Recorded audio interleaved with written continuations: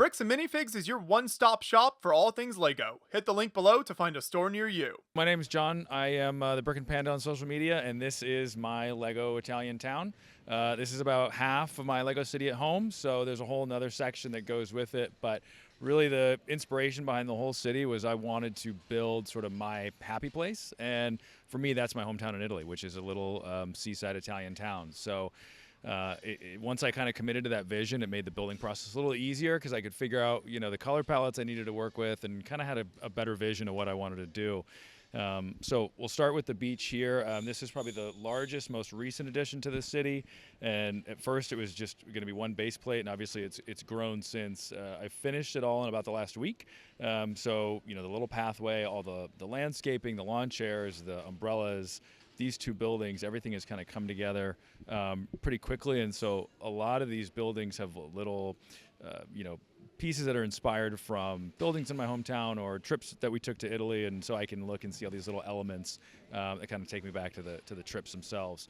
So, one of the things I really go for is detail and landscaping. And so I've really tried to pack in as much as I could just in all the little flower beds and the potted plants and using the different colors and really trying to be intentional in how it's all kind of laid out. And then obviously the lights. So I've run lights throughout the base of pretty much the whole build, and everything for the beach is connected kind of right underneath that little walkway. And so it gives it a nice, sense of place, and it makes it feel a little more cozy. So that's been one of my favorite things to work on. Focusing on these two buildings here, this little medium nougat and tan building. This building got finished on Monday and really came together pretty quickly, and I knew that I was running out of time before the convention, so I knocked that out. When I finished setting up on Thursday, the sand red building back there and the little piece of promenade didn't exist, so I set up. I knew I was going to have a gap in it, and I was like, it'll be fine.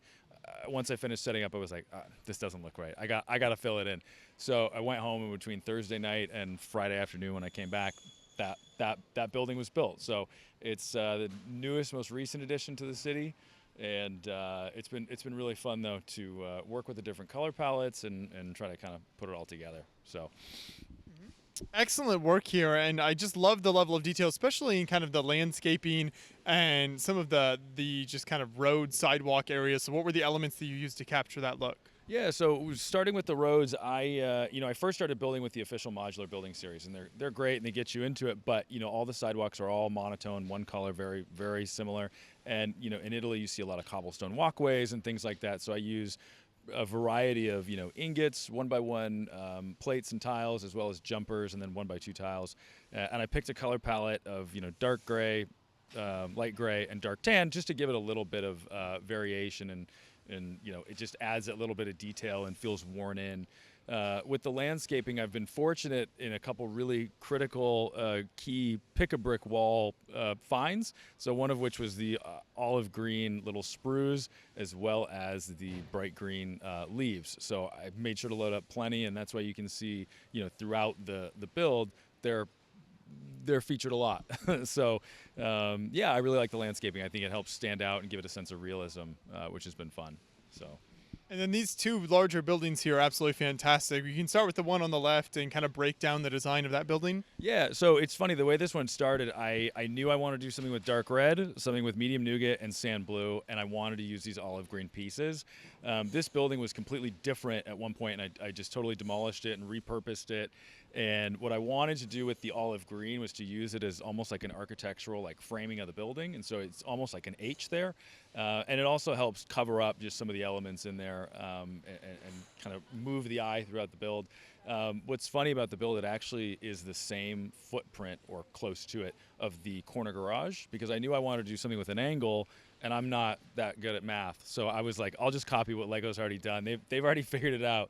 So it's really a simple, copy of that, and just kind of working in the sand blue facade and using some detailed pieces like the Thor hammers, just to give a little bit of differentiation and modulation throughout the build. So yeah, it's a fun one. And what's funny is this building I built before I really committed to the idea of building an Italian town, which is why it doesn't really look very Italian. It doesn't have a European feel like my others do with the terracotta roof and so on and so forth. But I really like it. It looks really aesthetically, pleasing, and it just kind of works in the overall build. So.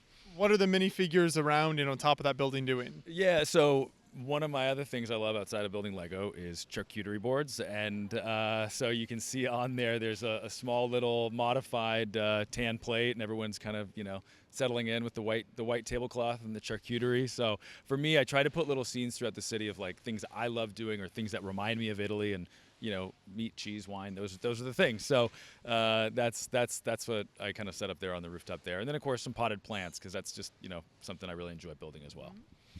And then that takes us to the tallest building here on the layout, which has several levels to it. So what all is happening with this building? Yeah, so starting from the ground floor, this was the first building I did that was kind of this Italian theme, and it was the first building I did where I really took like a no excuses approach to the details, and I tried to take every element that I could and just jam it in without over detailing it, without making it look too busy, but it needed to feel intentional. And so I did take some inspiration from a few areas in my hometown, as well as past trips we've had. So that helped, kind of having some things I knew I wanted to do, like the white and yellow awning or the dark orange kind of coining on the sides. The little Italian flag. I wanted to have a couple little touches like that. And then I used a cloth piece as an awning. I bought it several years ago before I even had the idea for an Italian town, and found it in my parts kind of area, and I was like, perfect. This will be a great little sunshade kind of thing. So and then really I worked on the texturing a lot and really trying to refine the technique so that you've got different colors in there, but it's not too busy. Again, it's not overly done. And on the other side, I have a couple balconies. For me, I love having like outdoor seating, balconies, patio, rooftop patios, things that like kind of activate the space. So that was where I started with those two patios. And then moving up to the roof, this was the first time I ever did a terracotta roof. It's probably my most fragile and least favorite part of the build because I can see all the little glaring errors that, if you have a critical eye, you probably spot. But I was able to get it to work, and then because I didn't know how to merge, the roof into a clean roof line at the top, I built a rooftop patio and put a bunch of potted plants. I figured if I don't know how to do it, I'll just cover it up a little bit. So did that, and then you can see I've fallen over, but I put myself on the roof, because who doesn't love pizza and wine on a rooftop patio, right? So I do try to put myself in these fun little scenarios throughout the build. So yeah, so that was a fun build to do. So you mentioned that this is just half of the city that you have at home. What are some of the other elements that make up your city, and where can people find that online? Yeah, so I'm on YouTube, I'm on Instagram and TikTok, and I try to post city updates and overviews and reels and tutorials, things like that. But the other elements of the city, really, the next project is going to be a very large sort of hill section, sort of like the Amalfi Coast, that's going to sit really adjacent to the beach here and kind of transition down into the beach. Moving back a little bit, what I have is a sort of a large, like 2-level staircase, like a big gray kind of concrete staircase, the little tunnel underneath it, and another building that leads to a second elevated level where all the buildings are raised, and they also have kind of ground floors. So it starts to give the city a little bit of elevation. For me, that was really important when designing my city. I didn't want it to just be flat and one-dimensional. I wanted it to have a little bit more. And again, kind of the same thing with those sight lines is when you look down, you have different angles to see.